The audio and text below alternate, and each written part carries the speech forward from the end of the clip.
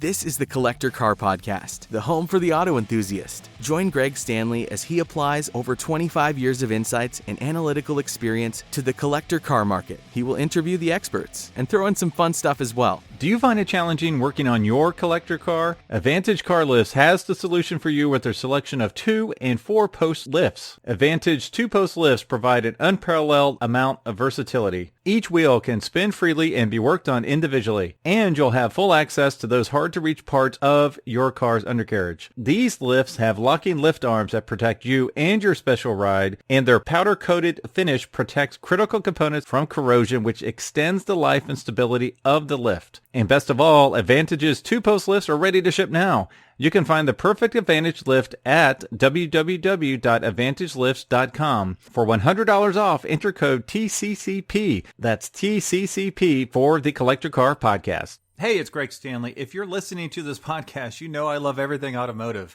This passion has expanded to include being a car specialist consultant for RM Sotheby's. So if you need assistance buying or consigning a collector car at any one of our online or live auctions, including Scottsdale, Amelia Island, or Monterey, you can reach one of our car specialists at rmsotheby's.com, or you can email me directly at gstanley@rmsotheby's.com. Okay, welcome to the Collector Car Podcast. Hey, it's your host, Greg Stanley, as always, every week. And today I'm happy to bring you 19 depreciation proof cars. Now, this is quite the task to undertake because there's a lot of craziness going on in the marketplace right now. But before we get to that, I would like to talk about a couple other updates. First off, if you haven't been to my YouTube channel, please check it out. So I've been working very hard on YouTube. I've been trying to get it up and running. I'm posting videos daily, and this is content that is not on the podcast. So if you go there, you'll find a few things. First off, you'll find some longer videos. So these videos typically would be interviewing a collector. It might be walking around a concours show field, or it could be going to the local cruise-in. And for those videos, I am trying to add little text bubbles, little blurbs of fun car facts that would keep you interested and engaged versus just me walking around and talking. Tune in for that. And then also I'm doing these little sub 1 minute videos, a couple different versions. One of them is keep, cash, or collect. So I'm taking the keep, cash, or crush formula, but changing it to keep, cash, or collect. So should you keep the car forever? Should you cash it in? Or if you don't have it, should you buy it now before it goes through the roof? So those are fun little 1 minute videos. And then soon I will have valuation updates on particular car models. So you'll see the car I'm talking about in the background. There won't be a voiceover. It'll just be some fun facts that pop up on the screen from a valuation standpoint. Now this will be powered by Hagerty's valuation tools.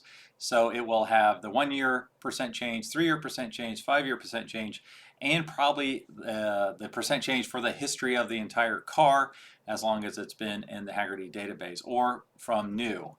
Beyond that, I am doing virtual car shows. So this is where if I go to a car show, I'll walk around it real quick, talk about a few of the cars, post some of the fun facts about those cars so you can kind of experience one of these shows you might not be able to attend in person. That's my goal. So please check it out. There's a lot of fun stuff that's happening on the YouTube channel. Next, as I mentioned in one of the earlier podcast episodes, I will be giving away a Porsche for the weekend through Porsche Drive. Now, this will be a subscription out of 15 cities across the U.S. in which that you can enter to win a Porsche of your choice for the weekend. I highly recommend you do it. I had the pleasure of having a Porsche Panamera 4S for the weekend. You'll see that video coming up soon, and it was a blast to drive and just a wonderful car. Really enjoyed that. And I also would like to welcome our new sponsor, Advantage Car Lifts. So you just heard the commercial. They're great partners. They have great 2- and 4-post lifts available for purchase. I know a lot of you are either all in on the car lifts or you stay away from the car lifts. So what I would do is take a listen, check out their website, and learn more. They're super nice folks. Now, getting to these depreciation-proof cars. Now, what does it mean, and how did I come up with this list of 19-ish cars? First off, all the values that are mentioned for these cars are for condition number 3. So the average value that I mentioned, or the average price I mentioned, is for value number 3 cars in number 3 condition per Hagerty's guidelines.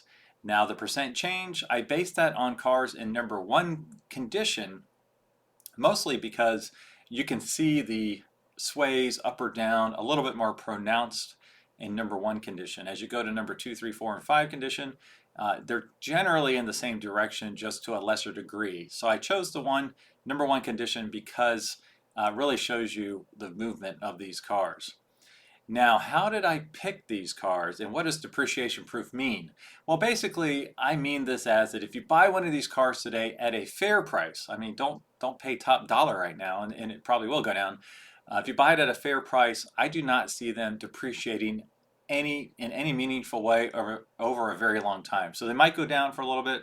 We are at a market peak. I don't know if it's peaked yet. I feel like it has when you start looking at some of the data, but it might go back up a little bit. I think it has peaked, especially as interest rates started to go up. Gas prices have gone up dramatically.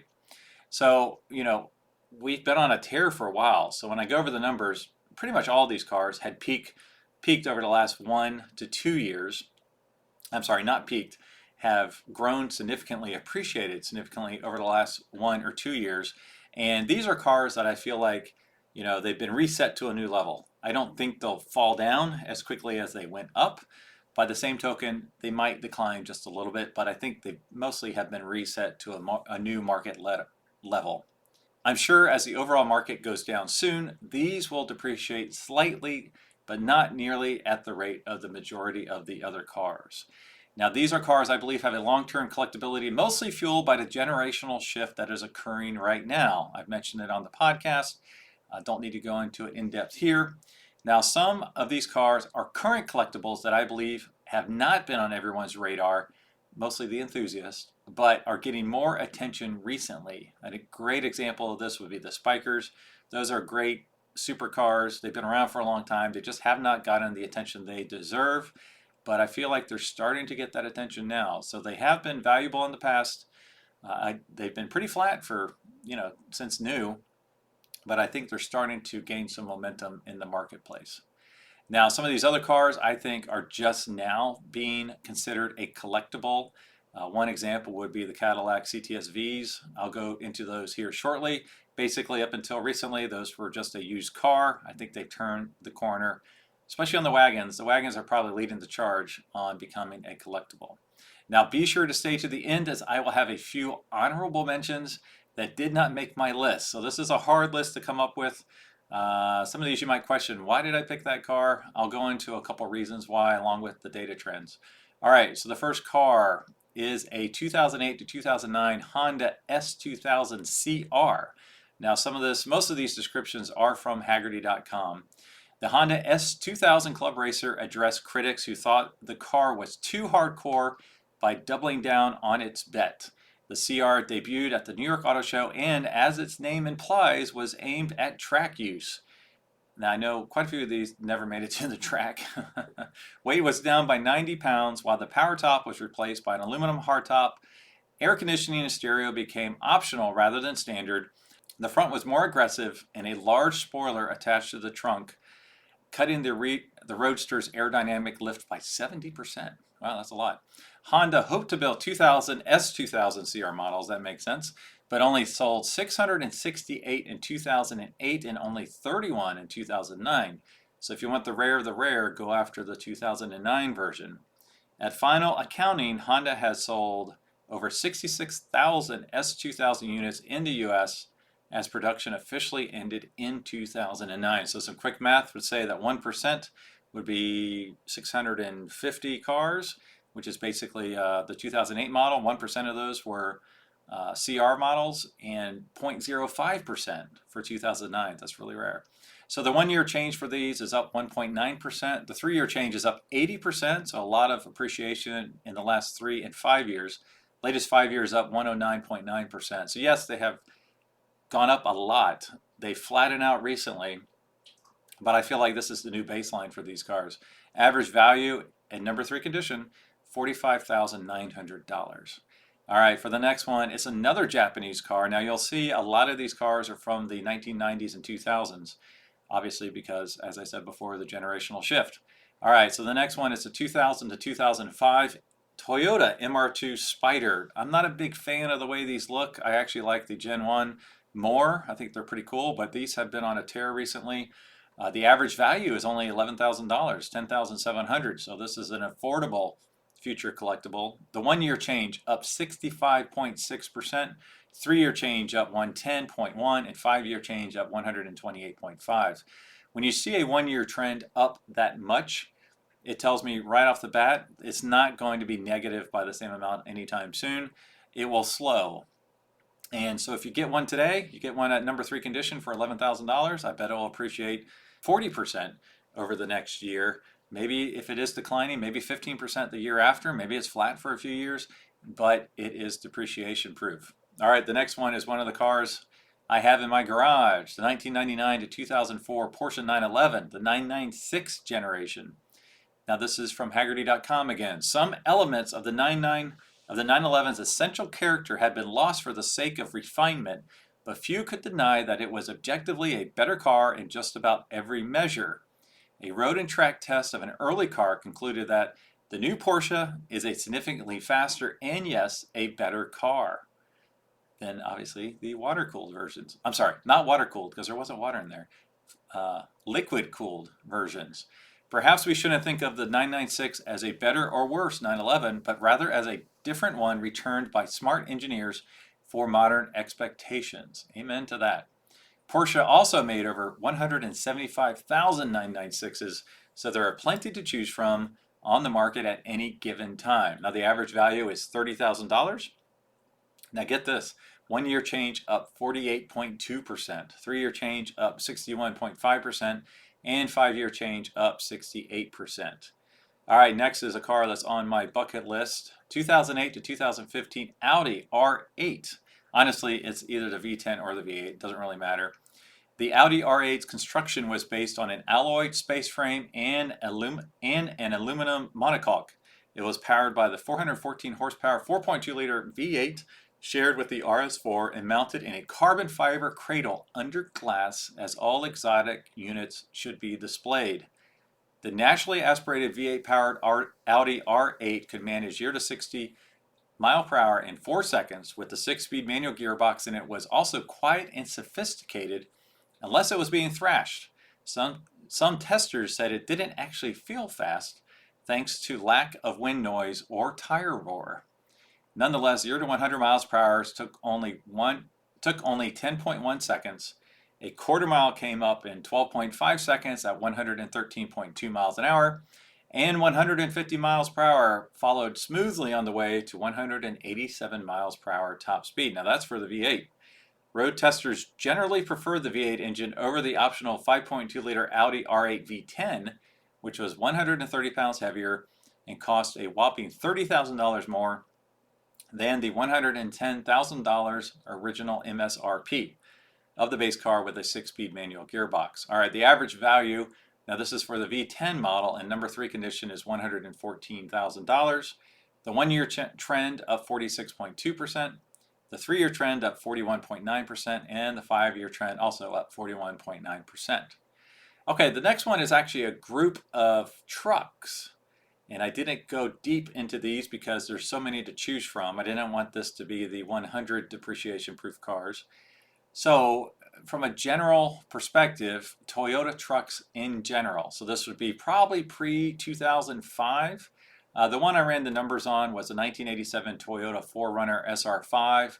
These are bulletproof. You know, if you buy one with less than 150,000 miles, you're only at the halfway point from a, mileage perspective on those, so they have a long life ahead. The average value is $12,300, so they're affordable. The 1-year change is up 10%, the 3-year change is up 80.8%, and the 5-year change is up 100.9%. Now in this bucket, there are also a bunch of other Toyotas, so let me call them out here. And the percent that I'm mentioning is their recent 1-year change. So the Toyota Tacoma, which I believe in the Hagerty database is classified as the Toyota SR5 pickup truck. Correct me if I'm wrong in the comments. That's up 80% latest 1 year. The Land Cruiser FJ60 is up 11%. The FJ62 is up 11%. The FJ80 is up 65%. And what Hagerty calls the pickup truck deluxe is up 65.1%. Maybe that's the Tacoma. These are great vehicles to buy at this time. All right, next is the Spyker. Now, like I said before, beautiful. This one, ironically, is not in Hagerty's database. I don't quite know why, because they've written a lot of articles on the Spyker. So I picked the 2005 Spyker C8 Spyder. Now, the C8 is powered by a mid-mounted Audi V8, so you've got a great bulletproof engine, and the car's unique exterior styling is exceeded only by its over-the-top interior, which features quilted leather for floor hinge pedals and the piece de resistance and exposed chrome manual shift linkage. So this is one of the most attractive cars interior-wise ever. Exterior, it's very handsome. I don't know that I would call it gorgeous, but it's very handsome, and I would love to have one in my garage. All right, next is a group of cars I mentioned before. It's the 2009 to 2015 Cadillac CTS-Vs. Now that date range might be slightly different depending on the model.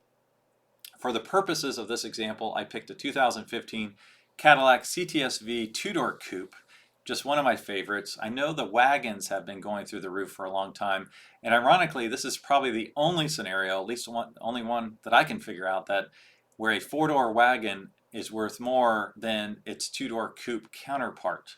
If you know of another one, let me know. I mean, how often have you heard that? You'll hear in a second that the wagons are worth a lot more than the two-door coupe, which I think is ironic and interesting. The two-door coupe is just gorgeous. The styling is unbelievable. So a lot of reasons for this. They've reached the point that they are no longer depreciating. They're starting to appreciate here recently. The wagons have been appreciating for a while because they're pretty rare. Jay Leno just launched a video last week or the week before about his, so I have to add that one to the Jay Leno's list of cars that he owns. Now again, this is from Hagerty. The Cadillac CTS-V blends the refinement of a luxury car with the potency of one of GM's most powerful engines. There were three ways to enjoy the 2012 Cadillac CTS-V, a sedan, coupe, or sports wagon. All three feature a pronounced power dome hood, chrome mesh grille, and aerodynamic lower front bodywork. The coupe features a more aggressive lower front clip and unique center-mounted exhaust outlets. What's interesting is the base coupe, the exhausts are center mounted, and it actually looks like the Cadillac logo. It's shaped like the logo, and then when you get the V, it no longer looks like the logo. It's actually two circular exhaust outlets. A sport wagon also has a unique look and the benefit of up to 58 cubic feet of cargo space. A standard 2012 Cadillac CTS-V started around $63,000. The CTS-V is powered by a supercharged 6.2-liter LSA V8 engine, which is based on the LS9 V8 from the Chevrolet Corvette ZR1 mega engine. The LSA makes 556 horsepower and 551 pound-feet of torque, routed to the rear wheels through either a 6-speed manual or 6-speed automatic transmission with paddle shifters. Now, what's interesting is they did detune it, because I want to say the Corvette was around over 600 horsepower, 615, 636, something like that. The average value is $36,700. For comparison, the average value of the wagon is $52,200. So that's a strong 15 grand more for the wagon. Now, the 1-year change for the coupe is 1.9%. For the wagon, it's 7%. The 3-year change for the coupe is 9.1. For the wagon, it's 16.6. And for the 5-year change for the coupe, it's up 13.2. And get this, for the wagon, it's up 53.8%. Wow, that is crazy. All right, so get one of those while you can. Let's see, next, the 1978 to 1979 Ford Bronco. Now, I do have to say, if you want all this information, just go to my website, thecollectorcarpodcast.com. Go under the blog, and that's where I keep the show notes. And the show notes will have all of this listed out, including hyperlinks to the Hagerty valuation model. So if you want to dig a little bit deeper, just go to the website, click on blog, and you'll see the show notes. All right, so I didn't go real in depth on this, but the 1-year change on this Bronco, 5.1%, 3-year change up 65.9%, and 1-year change up 119.9. So these have somewhat plateaued. They definitely have slowed, but again, I think it's the new baseline, not a high point. Average value, $35,000. All right, the next one is industry disrupting technology. I'm talking about the 2008 to 2011 Tesla Roadster. Now, mileage and condition are key on these because you need to make sure you don't have to do any work on them, at least for right now. They don't have any reproduction parts, so make sure you get the best one you possibly can. Average value is $88,100, mainly probably driven by that there's so few that are traded right now. The 1 year change is up 16.2%, 3 year change up 24.8%, and 5 year change up 22.8%.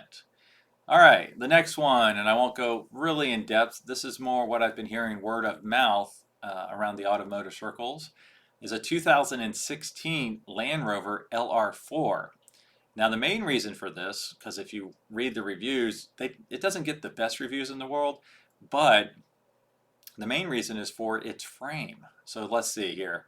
Land Rover used box frames in a direct production bloodline until the termination of the original Defender in 2016. So this is the last one that had the original box frame, which is very much desired by off-roaders. And their last body-on-frame model was replaced by monocoque with the third generation Discovery in 2017. So if you want the last of what's considered the best, you need to get the 2016 Land Rover LR4. And from what I've heard from some of my Land Rover buddies, it's impossible to find a good one of these right now. So if you have one, do a little bit of research because you might have a little gold mine right there. All right, next, actually the next few, we're going to dive over into the Asian market with, believe it or not, I'm going to list 3 Mitsubishis. Some of these I've never mentioned on the podcast before, so I'm excited to bring these up. The first one is the 1991 to 1999 Mitsubishi 3000 GT VR4 Spyder. These are absolutely stunning, gorgeous vehicles. These were new when I got out of college, and I remember drooling over them. I was a Nabisco sales rep. I was a cracker stacker in grocery stores, and I remember there was an Ingles in Winder, Georgia, and the produce manager, he had one of these, which I thought was kind of interesting because, man, he spent a lot of money for it, and he kept it immaculate.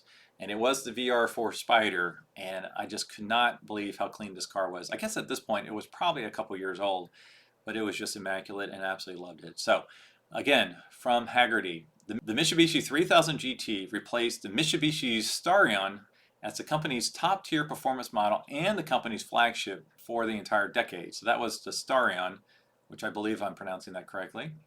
Now for the 3000 GT, base cars got a front-wheel drive setup with a normally aspirated 3-liter double overhead cam V6. The VR4 had twin turbochargers and intercoolers to produce 300 horsepower and 307 pound-feet of torque. The VR4 also featured full-time four-wheel drive and four-wheel steering. Now from 1994 to 1999, this horsepower rating was raised to 320 horsepower and 315 pound-feet of torque. Unfortunately, the 3000 GT suffered from poor timing in its introduction, just like its rivals. A slowdown in the Japanese economy affected sales, and unfavorable exchange rates resulted in higher prices in the all-important North American market. From a collectability standpoint, the limited production VR4 Spyder is the most desirable. Less than 900 were imported to the US. A cheaper alternative would be the 1991 to 1996 Dodge Stealth. Doesn't look quite as good, but it's still pretty slick. A mechanically identical model and one of the many neat cars that come out of the collaboration between Mitsubishi and Chrysler. Unlike the other Diamond Star motor cars, the Stealth was built in Japan. It is nearly identical in every respect, including performance, but commands a slightly lower price. So if you can't afford the 3000 GT, go over the Dodge Stealth RT Turbo. So here are the numbers. Let's see, the average value for the 3000 GT is $21,800. For the Stealth is $13,800. That's a massive difference. 1 year change on the 3000 GT is up 18%. On the Stealth, it's only up 1.6. The 3 year change for the GT is 49.6. For the Stealth, it's 16.2. And the 5 year change, the 3000 GT is up 136%, while the Stealth is up 55.4. So the Stealth has mirrored the 3000 GT just at a lower clip. All right, the next one is a car I just actually mentioned, the 1983 to 1989 Mitsubishi Starion ESI-R, which was also known as the Chrysler Conquest. these are really attractive cars. I mean, they're rear-wheel drive, front engine, Japanese cars, so I just feel like they've been off the radar. Now the average value is only $11,500, so they're fairly cheap. The 1-year change is up 42.3%. The 3-year change is up 65.1%. And the 5-year change is up 65.1%. I would assume, I didn't look into it, but I would assume the Chrysler Conquest numbers reflect the gap the Dodge Stealth had with the 3000 GT. So I would expect it would be trending in the same direction, but not at the same clip. All right, the third Mitsubishi I would like to mention for 19 depreciation proof cars is the 2003 to 2005 Mitsubishi Lancer Evolution 8, or if you're more formal, the VIII. Just kidding. Let's see, average value $22,100, 1-year change up 19.9%, 3-year change up 26.6%, and the 5-year change up 50.2%. All right, we've got a few more here, and like I said before, I've got a couple honorable mentions. You'll probably laugh at me when you hear those, but I just want to put them on everyone's radar early so I can say, remember when? All right, the next one's the 2007 to 2014 Toyota FJ Cruiser. Now again, this one is not in Hagerty's database. It should be any moment. Now the 2014 Toyota FJ Cruiser's manufacturer suggested retail price, the MSRP, started a little over $27,000 for the 2-wheel drive model and jumped to about $29,000 with 4-wheel drive and a manual transmission. A fully loaded FJ topped out around $36,000. I bring this up because I have an FJ. I have a 2014 FJ. Bought it in 2016. I want to say it had 16,000 miles on it. Paid $36,500, which was above sticker at the time. Today, with 50,000 more miles and 5 years added to it, 6 years added to it, I could get that same amount. No doubt. I could probably get a little bit more because it's immaculate. There's currently one advertised, a 2014 with 90,000 miles for $34,900. So part of it is due to the COVID impact and the supply chain and the used car prices, but it's also, there's a very dedicated following for these FJs. They don't make them anymore, which is the reason why we bought it when we bought it. Because if I told my wife, if you wanted to experience it, now's the time, because they won't have another one. So that one is not going down anytime soon. All right, the last official one I'm picking is the 2006 Dodge Magnum RT station wagon. Like the Cadillac station wagon, there is a rabid fan base for these cars. Now, these have not appreciated nearly as much as the Cadillacs, nowhere close, and they've appreciated very slowly recently, which I take as a good sign, actually. I think they're in it for the long haul. Latest 1 year is only up 2.1%, latest 3 years 2.1%, latest 5 years 7.2%. You would definitely want to get the SRT model. You have to get the most powerful version that you could possibly get. Now the average value is only $10,300. Now this is for the RT station wagon, not the SRT. That was not in the database. So be sure to keep an eye out for these. If you have one, take it to the local cruise and watch people drool over it. I don't believe it came with a manual, which is probably holding these prices back a little bit, but it's a cool ride. I think it's going to go up. All right, now it's time for my honorable mentions, and please do not laugh. The first one I would pick, now this is stuff, you know, you love what you grew up with, and I think some of the cars that are not on everyone's radar right now from a collectability standpoint are early Lexuses.